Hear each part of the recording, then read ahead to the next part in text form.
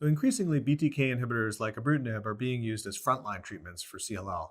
And the question naturally arises, what do we do next if patients begin to progress either on ibrutinib or if they've stopped ibrutinib, if the disease relapses?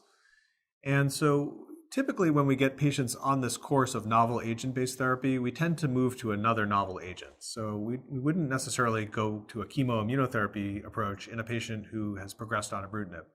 Mainly that's because we don't really have much data to support that approach. There's no reason to think that chemoimmunotherapy wouldn't work for that patient. But often these patients have done well on ibrutinib for a few years. They're older and maybe have more comorbidities, so it's desirable to move away from chemoimmunotherapy in the relapse setting. Furthermore, we have some recent data from the phase 3 Murano study suggesting that patients who are treated with venetoclax, the BCL2 inhibitor, with rituximab, have a markedly superior progression-free and overall survival compared to patients with relapsed CLL who are treated with BR.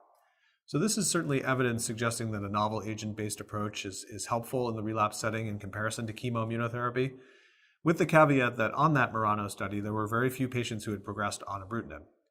So we do have some data from a study called M1432, which was a study specifically for patients progressing on ibrutinib who then went on to venetoclax monotherapy.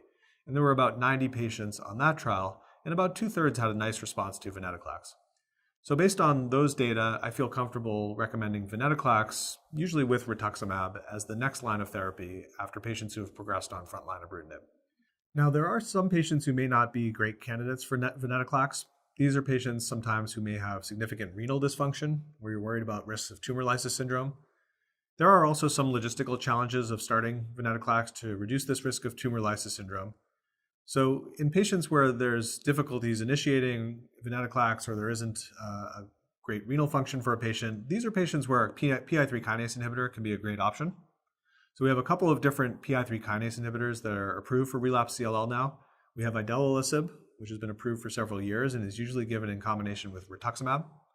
And then we have a more recently approved drug, duvelisib, which was just approved in September of 2018, which provides an all-oral option for patients who need a PI3 kinase inhibitor.